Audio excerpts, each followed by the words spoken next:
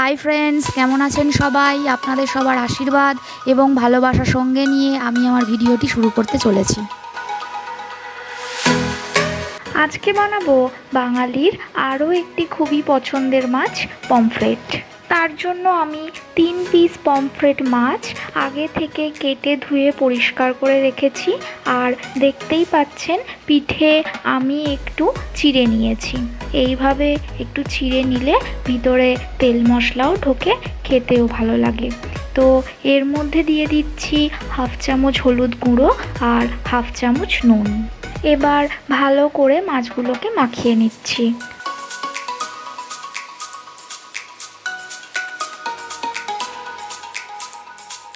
কড়াইতে দিয়ে দিচ্ছি বেশ কিছুটা পরিমাণে সর্ষের তেল। তেল গরম হয়ে গেছে, এবার আমি একে একে মাছগুলোকে ভেজে নেব। আমার যেহেতু কড়াইটা ছোট, তাই একটা একটা করে মাছ ভাজতে হচ্ছে। আপনাদের যদি পাত্র বড় হয় তো আপনারা একসঙ্গে 2-3টে মাছ ইজিলি ভাজতে পারবেন।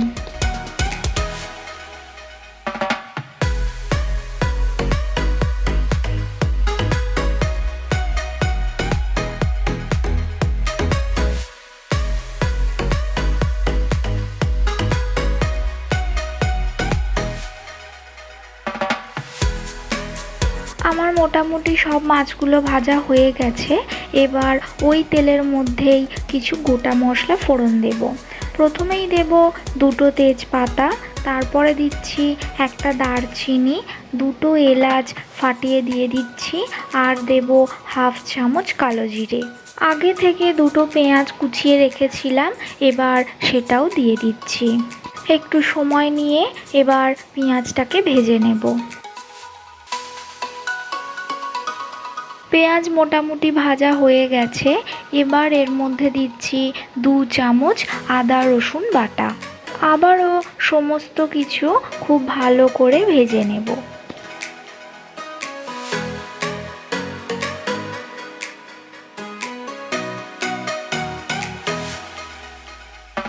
পেঁয়াজের সাথে সাথে আদা রসুনও বেশ ভালো মতো ভাজা হয়ে গেছে।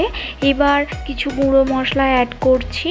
প্রথমেই দেব 1 চামচ জিরে গুঁড়ো, আর দেব হাফ চামচ লঙ্কা গুঁড়ো। ভালো করে নেড়ে চেড়ে নিয়ে সামান্য কিছুটা জল দিয়ে আবারও একটু মশলাটাকে কষিয়ে নেব। মশলা আমার মোটামুটি কষানো হয়ে গেছে। এই সময় এর মধ্যে দিচ্ছি আগে থেকে বেটে রাখা পোস্ত। আবারও সমস্ত কিছু খুব ভালো মতো মিশিয়ে নিয়ে কিছুক্ষণের জন্য কষিয়ে নেব। এবার এর মধ্যে দিয়ে দেব ভালো করে ফেটিয়ে রাখা টক দই।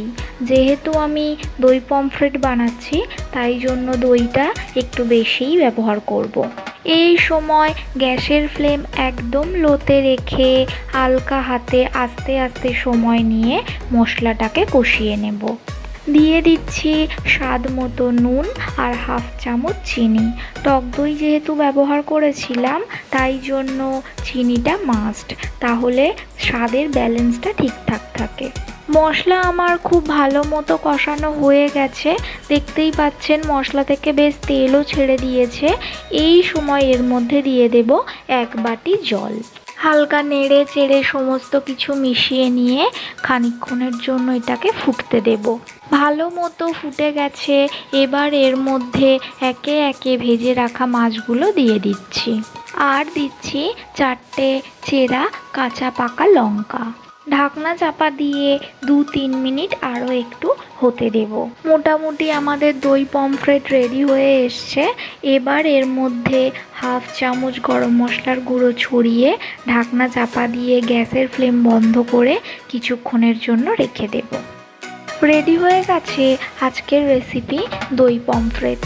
সাধারণত পমফ্রেট মাছের আমরা অনেক রকম রেসিপি খেয়ে থাকি, তবে এটা একবার বানিয়ে খেয়ে দেখুন, স্বাদ কিন্তু অপূর্ব। কেমন লাগলো অবশ্যই জানাবেন। আজ তাহলে আসি, সবাই ভালো থাকবেন, সুস্থ থাকবেন। ভিডিওটি ভালো লাগলে লাইক করুন এবং আমাদের চ্যানেলটিকে সাবস্ক্রাইব করে আমাদের পাশে থাকুন।